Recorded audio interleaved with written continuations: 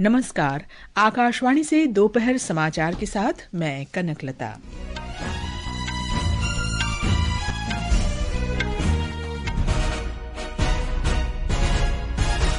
प्रधानमंत्री नरेंद्र मोदी ने वित्त मंत्री निर्मला सीतारामन के बजट भाषण को आर्थिक परिवर्तन की व्यापक रूपरेखा बताया।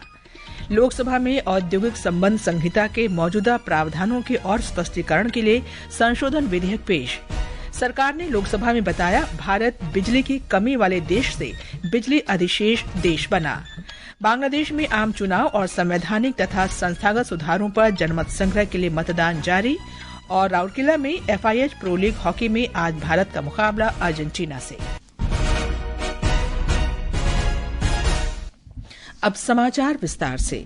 प्रधानमंत्री नरेंद्र मोदी ने कहा है कि वित्त मंत्री निर्मला सीतारामन ने लोकसभा में अपने भाषण में इस बात का व्यापक विवरण दिया कि इस वर्ष का बजट देश के आर्थिक परिवर्तन में किस प्रकार योगदान देगा। लोकसभा में बजट पर वित्त मंत्री के जवाब का वीडियो सोशल मीडिया पर साझा करते हुए श्री मोदी ने कहा कि उन्होंने रिफॉर्म एक्सप्रेस, सूक्ष्म, लघु और मध्यम उद्यमों MSME को समर्थन, कौशल विकास, अगली पीढ़ी के बुनियादी ढांचे को बढ़ावा देने और शिक्षा आदि पर जोर दिया। लोकसभा में आज औद्योगिक संबंध संहिता संशोधन विधेयक 2026 विचार विमर्श और पारित करने के लिए पटल पर रखा गया। ये विधेयक औद्योगिक संबंध संहिता 2020 में संशोधन करता है। इसका उद्देश्य 2020 के औद्योगिक संबंध संहिता से जुड़े कुछ कानूनों में बदलावों की निरंतरता को लेकर भविष्य में होने वाली अनावश्यक जटिलताओं से बचने के उपाय करना है। श्रम और रोजगार मंत्री मनसुख मांडविया ने सदन में ये विधेयक पेश किया। The Trade Union Act 1926, the Industrial Employment Act 1946 and Industrial Dispute Act 1947 ये तीन एक्ट पुराने थे। ये तीनों को समाहित करके एक नया कोड लाया गया। ये एक्ट में शामिल हो जाए, इस उद्देश्य के साथ एक छोटा सा अमेंडमेंट था। ये एक एक्ट का भी पार्ट बन जाए। रिपील ऑलरेडी सरकार ने कर दिया है। मैं सदन को रिक्वेस्ट करता हूँ कि ये अमेंडमेंट को स्वीकार करें और पारित करें। चर्चा की शुरुआत करते हुए कांग्रेस के कोडिकुन्निल सुरेश ने कहा कि औद्योगिक संबंध संहिता संशोधन विधेयक 2026 से सुधार नहीं हुआ है। उन्होंने आरोप लगाया कि युवाओं में बेरोजगारी दर बहुत अधिक है और रोजगार संरक्षण के प्रावधानों को मजबूत करने के बजाय सरकार इसे कमजोर कर रही है। वहीं भाजपा सांसद दर्शन सिंह चौधरी ने कहा कि ये विधेयक श्रमिकों के हितों की रक्षा करता है और उद्योगों में ईज ऑफ डूइंग बिजनेस को बढ़ावा देता है। विद्युत राज्य मंत्री श्रीपद यसो नाइक ने कहा है कि भारत बिजली की कमी वाले देश से बिजली अधिशेष देश बन गया है। आज लोकसभा में प्रश्नकाल के दौरान पूरक प्रश्नों का उत्तर देते हुए श्री नाइक ने कहा कि पिछले कई साल से विद्युत क्षेत्र में कई सुधार हुए हैं। उन्होंने कहा कि भारत अब पड़ोसी देशों को बिजली आपूर्ति कर रहा है। माननीय प्रधानमंत्री नरेंद्र भाई मोदी जी के नेतृत्व में वर्ष 2014 से पावर सेक्टर में व्यापक ट्रांसफॉर्मेशन रिफॉर्म्स किए गए हैं। आज भारत एक पावर डेफिसिट जो कंट्री है, राष्ट्र से आगे बढ़कर पावर सफिशिएंट ही नहीं बल्कि पावर सरप्लस राष्ट्र बना हुआ है। श्री नाइक ने कहा कि विद्युत संशोधन विधेयक जल्द ही पेश किया जाएगा। इसका उद्देश्य वित्तीय अनुशासन के माध्यम से बिजली वितरण क्षेत्र को मजबूत करना है।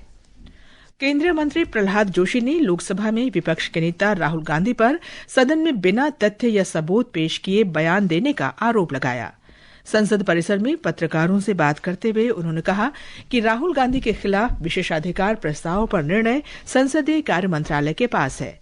उन्होंने कहा कि श्री गांधी सदन के अंदर और बाहर दोनों जगह अपरिपक्व व्यवहार कर रहे हैं। Parliamentary affairs ministry and minister decide करेगा, सदन में हो सदन के बाहर हो। मोस्ट इमेच्योर बिहेवियर वो हर बार कर रहे हैं और जनता इसीलिए उनको हार का रुचि हर बार दिखा रहे हैं, फिर भी उनको समझ नहीं आता। राज्यसभा में आज केंद्रीय बजट 2026-27 पर चर्चा फिर शुरू हुई। वित्त मंत्री निर्मला सीतारामन ने इस महीने की 1 तारीख को संसद में केंद्रीय बजट पेश किया था। चर्चा में भाग लेते हुए भाजपा नेता मदन राठौर ने कहा कि भारत विश्व की चौथी सबसे बड़ी अर्थव्यवस्था बन गया है। उन्होंने कहा कि मोबाइल विनिर्माण क्षेत्र में देश अब विश्व का दूसरा सबसे बड़ा मोबाइल फोन निर्माता बन गया है। भाजपा के ही शंभू शरण पटेल ने केंद्रीय बजट की सराहना करते हुए कहा कि ये देशवासियों की अपेक्षाओं को पूरा करेगा। प्रधानमंत्री कार्यालय में राज्य मंत्री डॉक्टर जितेंद्र सिंह ने कहा है कि प्रधानमंत्री नरेंद्र मोदी के दृढ़ संकल्प और प्रतिबद्धता के कारण तमिलनाडु में कुडनकुलम परमाणु ऊर्जा संयंत्र KKNPP निर्धारित समय पर पूरा हो जाएगा। प्रश्नकाल के दौरान डॉक्टर सिंह ने बताया कि वर्तमान सरकार की दृढ़ इच्छा शक्ति के कारण परियोजना में निरंतर प्रगति हो रही है। उन्होंने कहा कि तीसरी इकाई 2026 तक और चौथी इकाई 2027 तक पूरी होने की संभावना है। श्री सिंह ने कहा कि भारत का परमाणु कार्यक्रम विस्तार के दौर में है और ये प्रधानमंत्री नरेंद्र मोदी के साहस और दूरदर्शी सोच के कारण संभव हो पाया है। 10-11 वर्षों में इस सेक्टर में भी भारत बड़ी तेजी से आत्मनिर्भरता की ओर बढ़ा है। यदि आप आंकड़ों पर नजर डालें तो सन 2014 में जब ये सरकार आई तो हमारे न्यूक्लियर रिएक्टर्स की कैपेसिटी थी मात्र 4,780 मेगावाट। आज फरवरी 2026 में वो दुगनी से अधिक होकर के 8,780 मेगावाट। श्रम और रोजगार राज्य मंत्री शोभा करंदलाजे ने कहा है कि पिछले 2 वर्ष में जम्मू कश्मीर में कर्मचारी भविष्य निधि संगठन EPFO में 1,60,000 से अधिक नए सदस्य जुड़े हैं। राज्यसभा में प्रश्नकाल के दौरान जम्मू कश्मीर में बेरोजगारी के मुद्दे पर जवाब देते हुए उन्होंने कहा कि सरकार ने युवाओं को सशक्त बनाने के लिए कई योजनाएं शुरू की हैं। उन्होंने कहा कि सरकार देश में सूक्ष्म, लघु और मध्यम उद्यम MSME क्षेत्र को औपचारिक रूप देने की दिशा में काम कर रही है। श्रीमती करंदलाजे ने कहा कि प्रधानमंत्री रोजगार सृजन कार्यक्रम के अंतर्गत सरकार ने देश भर में 10 लाख से अधिक उद्यमियों को 29,000 करोड़ रुपए की सब्सिडी दी है। केंद्रीय मंत्री ने सदन को PM विश्वकर्मा योजना के बारे में जानकारी दी। विश्वकर्मा योजना हमारा पारंपरिक कामचारी एक योजना है सर। हमारा लक्ष्य था 4 साल में 30 लाख लोगों को रजिस्ट्रेशन करना, मगर केवल 2 साल का अंदर हम 30 लाख लोगों को रजिस्ट्रेशन किया। 22 लाख लोगों को हम ट्रेनिंग दिया, 12 लाख लोगों को हम टूल किट बांटा अभी तक। इसी में 5.18 लोगों को हम कोलेटरल फ्री लोन दिया। श्रीमती करंदलाजे ने कहा कि प्रधानमंत्री नरेंद्र मोदी के नेतृत्व में सरकार जम्मू कश्मीर के युवाओं को मुख्य धारा में लाने के लिए निरंतर प्रयास कर रही है। राज्यसभा में विपक्ष के नेता मल्लिकार्जुन खड़गे ने आज ओडिशा के एक आंगनवाड़ी केंद्र में जाति आधारित कथित भेदभाव पर चिंता व्यक्त करते हुए कहा कि देश में प्रगति और सुधार के दावों के बावजूद ये घटना लगातार जारी सामाजिक भेदभाव को दर्शाती है।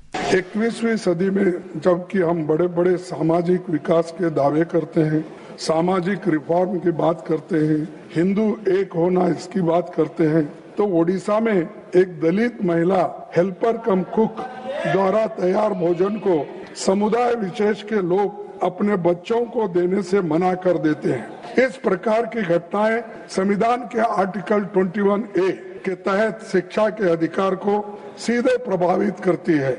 ये समाचार हमारी वेबसाइट www.newsonair.gov.in और हमारे न्यूज ऑन एआईआर ऐप पर भी उपलब्ध हैं। दोपहर समाचार में आपका फिर स्वागत है। प्रधानमंत्री नरेंद्र मोदी कल राष्ट्रीय राजधानी में सेवा तीर्थ भवन परिसर की नाम पट्टिका का अनावरण करेंगे। इसके बाद प्रधानमंत्री सेवा तीर्थ और कर्तव्य भवन 1 और 2 का औपचारिक उद्घाटन करेंगे। प्रधानमंत्री का कल शाम को सेवा तीर्थ में एक जनसभा को संबोधित करने का भी कार्यक्रम है। ये उद्घाटन देश की प्रशासनिक व्यवस्था में एक महत्वपूर्ण बदलाव का प्रतीक है। सेवा तीर्थ में प्रधानमंत्री कार्यालय, राष्ट्रीय सुरक्षा परिषद सचिवालय और मंत्रिमंडल सचिवालय स्थित हैं, जो पहले अलग अलग स्थानों पर थे। शिक्षा मंत्री धर्मेंद्र प्रधान ने कहा है कि सरकार शिक्षा क्षेत्र में आर्टिफिशियल इंटेलिजेंस AI के उपयोग को बढ़ावा दे रही है। दिल्ली में भारत बोधन AI सम्मेलन 2026 में उन्होंने कहा कि भारतीय शिक्षा व्यवस्था में AI पर तेजी से काम हो रहा है और इसके लिए देश में पर्याप्त युवा प्रतिभाएं मौजूद हैं। केंद्रीय मंत्री ने कहा कि AI को भारत की शिक्षा प्रणाली में कक्षा 3 से लेकर उन्नत शोध स्तर तक पाठ्यक्रम में शामिल किया जाएगा। क्लास 3 से लेके एडवांस रिसर्च तक AI को as a topic, as a research issue, as a model, as a communication strategy. AI सिर्फ टेक्नोलॉजी की विषय नहीं है। अभी हमने देखा कई सारे B स्कूल्स अपने पढ़ाई में AI प्रिपेयर्डनेस में बाकी संस्थानों से भी आगे जा रहे हैं। टेक्नोलॉजिकल इंस्टीट्यूशंस उसकी डीप रिसर्च कर रहे हैं, उसकी इनोवेशन कर रहे हैं, उसकी मॉडल बना रहे हैं। विदेश मंत्रालय ने सुरक्षित, व्यवस्थित और नियमित प्रवासन के लिए वैश्विक समझौते के अंतर्गत भारत की पहलों पर एक राष्ट्रीय परामर्श बैठक का आयोजन किया। ये बैठक अंतर्राष्ट्रीय प्रवासन संगठन IOM के सहयोग से आयोजित की गई। विदेश मंत्रालय के प्रवक्ता रणधीर जायसवाल ने सोशल मीडिया पोस्ट में बताया कि चर्चाओं में क्षेत्रीय और वैश्विक प्रवासन प्रक्रियाओं में भारत की भागीदारी निरंतर झलकती है। भारत अमेरिका व्यापार समझौते के बाद भारत का अमेरिका के साथ व्यापार अधिशेष सालाना $90 अरब से अधिक हो सकता है। इससे $45 अरब का अतिरिक्त वार्षिक व्यापार अधिशेष भी प्राप्त हो सकेगा। भारतीय स्टेट बैंक SBI ने आज एक शोध रिपोर्ट में कहा है कि ये वृद्धि भारत के सकल घरेलू उत्पाद GDP के 1.1% के बराबर है। इससे विदेशी मुद्रा भंडार में $3 अरब की बचत भी हो सकती है। ये समाचार आकाशवाणी से प्रसारित किए जा रहे हैं। ताज़ा समाचार जानने के लिए आप हमारे social media handle @AIR News Hindi को फॉलो कर सकते हैं। ये आकाशवाणी है। बांग्लादेश में 13वें आम चुनाव के लिए 299 निर्वाचन क्षेत्रों में मतदान जारी है। आज सुबह 7:30 बजे शुरू हुआ मतदान शाम 4:30 बजे तक चलेगा। देश भर में 42,000 से अधिक केंद्रों पर 12 करोड़ 77 लाख से अधिक पात्र मतदाता अपने मताधिकार का उपयोग कर रहे हैं। हमारे संवाददाता ने बताया है कि मतदाता जुलाई चार्टर के अंतर्गत प्रस्तावित सुधारों पर जनमत संग्रह में भी भाग ले रहे हैं। BNP अध्यक्ष तारिक रहमान ने ढाका के गुलशन मॉडल हाई स्कूल में मतदान करने के बाद अपनी पार्टी की जीत को लेकर भरोसा जताया। मतदान से एक दिन पहले हुई घटनाओं का जिक्र करते हुए उन्होंने कहा कि कानून व्यवस्था एजेंसियों की सख्त कार्रवाई उत्साहजनक है। जमाते इस्लामी के अमीर शफीकुर रहमान ने मीरपुर में मतदान करने के बाद कहा कि उनकी पार्टी किसी भी बड़ी अनियमितता को नजरअंदाज नहीं करेगी और मतदान के अधिकारों की रक्षा करेगी। यूरोपीय संघ के परिवेशक मिशन ने अब तक मतदाताओं में सकारात्मक उत्साह देखा, जबकि गृह मामलों के सलाहकार ने मतदान को अब तक शांतिपूर्ण बताया है। परिणाम शुक्रवार को आने की उम्मीद है। हालांकि कई मतपत्रों की गिनती होने के कारण इसमें अतिरिक्त समय लग सकता है। नवल सिंह परमार, आकाशवाणी समाचार, ढाका।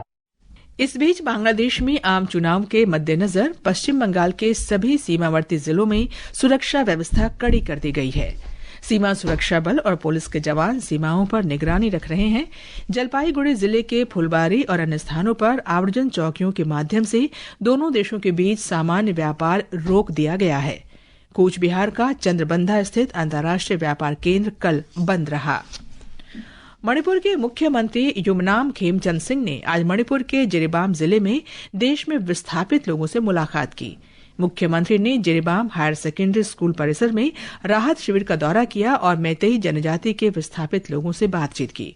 श्री खेमचंद ने विस्थापितों से बातचीत करते हुए सभी से शांति और विकास के मार्ग पर चलने की अपील की।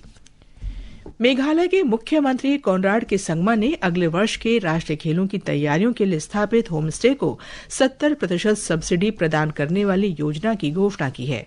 ये घोषणा पर्यटन विभाग द्वारा आयोजित एक समारोह के दौरान की गई। FIH प्रो लीग पुरुष हॉकी में भारत हरमनप्रीत सिंह की कप्तानी में आज अर्जेंटीना से खेलेगा। ये मैच शाम 7:30 बजे ओडिशा के राउरकेला में बिरसा मुंडा हॉकी स्टेडियम में खेला जाएगा। ICC पुरुष T20 क्रिकेट विश्व कप में आज भारत और नामीबिया के बीच मुकाबला होगा। ये मैच शाम 7 बजे दिल्ली के अरुण जेटली स्टेडियम में होगा। इस बीच श्रीलंका ने ओमान को 105 रन से हरा दिया है। पहले बल्लेबाजी करते हुए श्रीलंका ने निर्धारित 20 ओवर में 5 विकेट के नुकसान पर 225 रन बनाए थे। जवाब में ओमान 20 ओवर में 9 विकेट पर 120 रन ही बना सका। राष्ट्रपति द्रौपदी मुर्मू, उपराष्ट्रपति CP राधाकृष्णन और प्रधानमंत्री नरेंद्र मोदी ने स्वामी दयानंद सरस्वती की जयंती पर उन्हें श्रद्धांजलि अर्पित की है। मौसम विभाग ने अगले 3 से 4 दिन में जम्मू कश्मीर, लद्दाख, हिमाचल प्रदेश, उत्तराखंड और अरुणाचल प्रदेश में छिटपुट बारिश और हिमपात का अनुमान व्यक्त किया है।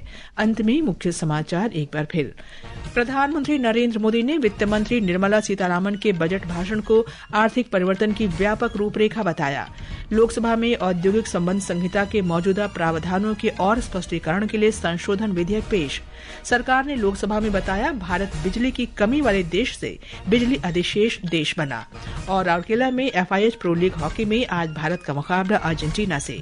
इसके साथ ही दोपहर समाचार का ये अंक समाप्त हुआ। नमस्कार।